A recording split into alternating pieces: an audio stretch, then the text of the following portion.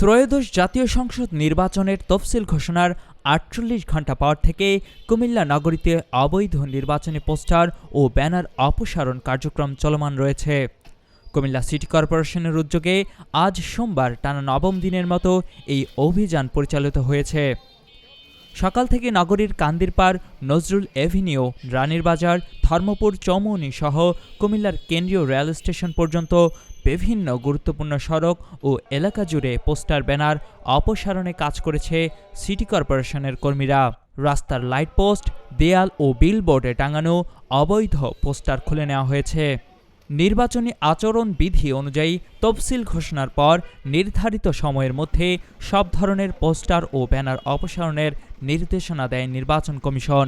এর আগে কয়েকজন প্রার্থী নিজ উদ্যোগে পোস্টার সরালেও নগরীর অধিকাংশ এলাকায় তা থেকে যায়। নগরী পরিচ্ছন্ন ও আচরণবিধি বাস্তবায়নে সিটি কর্পোরেশনের এই অভিযান জোরদার করেছে বলে জানান সংশ্লিষ্ট কর্মকর্তারা। তারা জানান, নির্বাচনকালীন আচরণবিধি লঙ্ঘনকারীদের বিরুদ্ধে আইনগত ব্যবস্থা নেওয়া হবে এবং এই অভিযান আগামীতেও অব্যাহত থাকবে। ব্যানার পোস্টার অপসারণের কার্যক্রম চলমান আছে আমাদের। এই অভিযানের অংশ হিসেবে আজকে আমরা কান্দিরপাড় থেকে শুরু করে রানীর বাজার হয়ে ধর্মপুর হয়ে আমরা কুমিল্লা রেল স্টেশন পর্যন্ত আজকে আমরা এই অভিযান পরিচালনা করেছি। আমরা আজকে আপাতত এখানে বন্ধ করছি, পরবর্তীতে এই কার্যক্রম চলমান থাকবে। কুমিল্লার কাগজ, নিউজ ডেস্ক।